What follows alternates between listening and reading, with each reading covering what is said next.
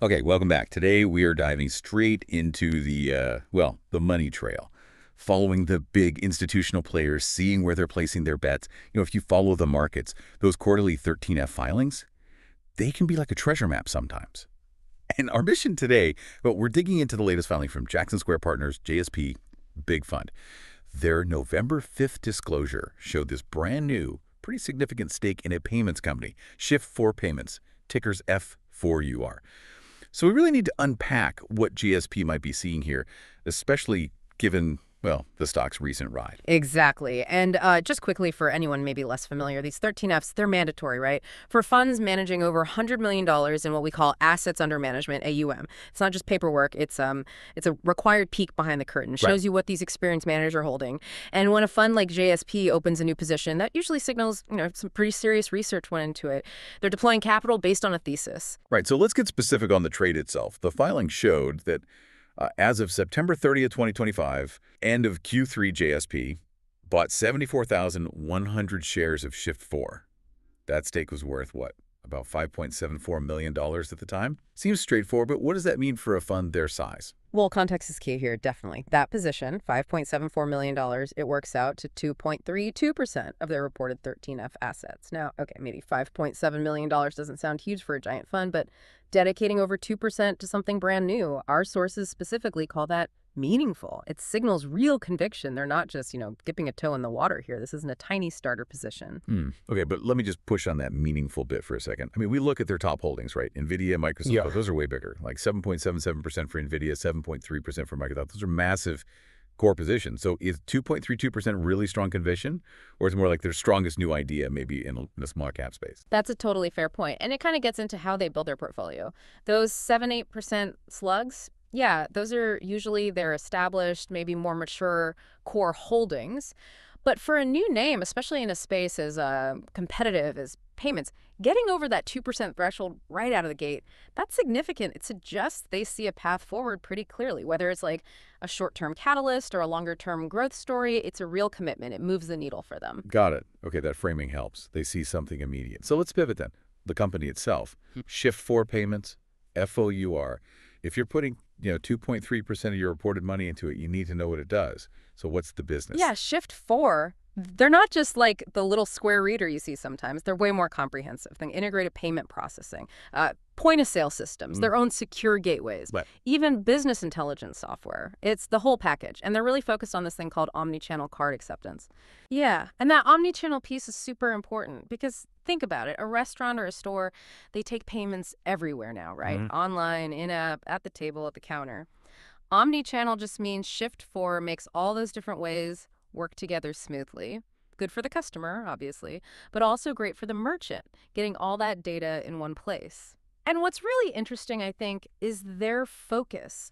They aren't trying to be everything to everyone. They target specific industries, these high-volume verticals. We're talking hospitality, retail, e-commerce, but also, notably, big stadiums, entertainment venues, mostly in the U.S., which leads to this idea of vertical integration. They often get really deep into the operations of these big clients, customizing things. Think about wiring up a whole sports stadium's payment system. Once they're in like that, it's much harder for a competitor just to come in and replace them. That's part of the stickiness, part of the potential moat. All right, so it's not just providing a commodity service. It's about embedding their tech deep inside these specific, often complex ecosystems. Okay, just to ground this for you listening, let's throw out some quick numbers as of, say, early November 2025. Shift4 stock price was around $66.74. Market cap sitting at about $6.09 billion. And financially, but they've got real scale. Revenue over the last year, $3.61 billion. And they're profitable at about $220.5 million in net income. So established, making money, growing. But, and this is the really interesting part, right? The timing of JSP's buy. They did this in Q3 2025. And that was after a really rough patch for the stock. Over the year leading up to that filing, Shift4 was down 26%, which sounds bad on its own. But compared to the S&P 500, they underperformed the market by a huge 45 percentage points, trading almost 50% off its all-time high. Ouch. Yeah, exactly. So the big question becomes, why jump in then? A lot of people see a stock down that much and think, falling knife, right? Right. Too risky. But for a fund like JSP, this might look like, well, a classic value situation wrapped up in a growth company. It's the quintessential buy the dip opportunity. They seem to be looking past that recent negative stock price action and focusing on the fundamentals, which they believe got disconnected from the price. I mean, I get the theory, but I'm still a bit skeptical. A stock doesn't usually drop 26% in a decent market for no reason. What are the risks here? What's JSP deciding is, well, maybe not that big a deal. Well, they're likely looking past the short-term sentiment because the core valuation metrics started looking incredibly cheap, especially for a payments company. Despite the stock getting hammered, the business was still growing. Sales were up 17% in the last reported quarter. Growth is still there, and yet the stock was trading near its lowest valuation range ever. That's the disconnect they likely saw. Let's look at the specifics. It was trading at just 16 times free cash flow, FCF.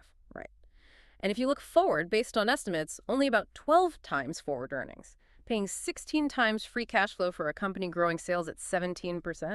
Well, that's the kind of setup that gives institutional investors very interested. They're betting the market overreacted. Okay, 16 times FCF with 17% growth. That does sound attractive on paper. So if the valuation looks good, the growth is still there. Yeah. The risk must be the competition, right? Payments is notoriously cutthroat, tiny margins, everyone fighting for the same transactions. What's the competitive pressure that's been pushing this stock down? You absolutely nailed it. That's the main overhang. Intense competition, it's a constant battle. Shift4 faces giants, but also very focused players. Like in the restaurant space, they go head-to-head with Toast, ticker TOST, and Toast has been a real force there. Toast. And that comparison, I think, really highlights JSP's thinking here, doesn't it? Yeah. We just said Shift4 is at, what, 16 times FCF? Toast, yeah, it's growing a bit faster maybe, but it trades at something like 46 times FCF. That's almost 3 times Shift4's valuation for a company basically in the same sandbox, or at least a nearby one. Exactly. That huge valuation gap is likely the core of the opportunity JST sees. The market's giving Toast this massive premium, maybe for dominating restaurants. But Shift4's appeal, the bet here, is probably on its diversification and that vertical integration we talked about, which the market seems to be undervaluing right now. Remember the stadiums, the big hospitality clients. Shift4's revenue is spread more broadly across these sticky, high-volume areas.